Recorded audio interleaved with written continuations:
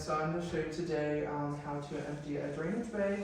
So the first thing we're going to do is we're going to raise the bed up a little bit to give us some more working room on the floor. Obviously, we would explain what we're doing to the patient, we provide them privacy, wash our hands beforehand.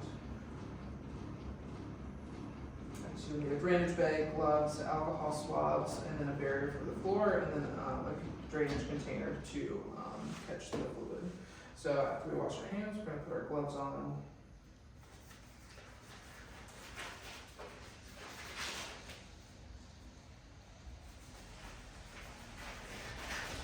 And then we want to put the barrier on the floor so that way if any urine leaks out of the bag, it's not going on the floor, it's going to get caught by this. So you can set it right underneath of it, and then we'll get our drainage container here. And you just want to make sure it has something that's numbered so that way you can measure the output after you get it. And then you want an alcohol swab. So you'll take the alcohol swab and you'll pull this out here. And then you just want to make sure you clean the end of it, so then that way we don't get any contamination that could then go up the drainage bag and into the catheter. And then there's just the clamp here. You undo the clamp, and it'll flow into the drainage container.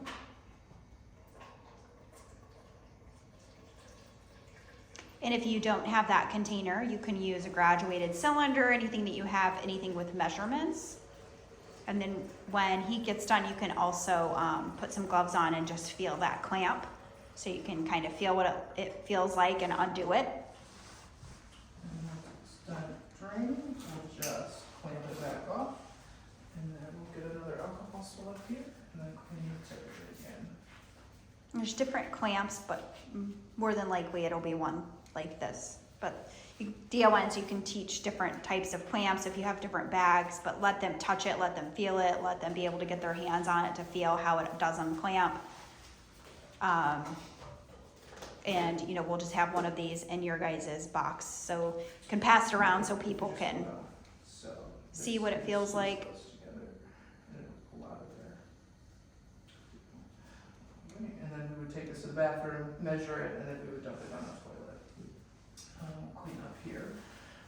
The next part is we'll just go ahead then and change her from her overnight bag to her day bag. So this is the daytime bag. We have the little straps here, so this would wrap around their leg. The top right here connects to the catheter, and then once again you have a drainage port, so you would drain it throughout the day. So once again, we're just going to have an alcohol swab here. And we will disconnect this. If they're newer, it definitely takes a little bit more to get it pulled apart, and then you would just clean the end of this. And then you would pull the cap off of your new drainage bag, and it's already good to go since it's new, and then you just insert it. And then you just want to make sure that you get it down there far enough so then it doesn't leak. And we would put the cap on this if we have the cap.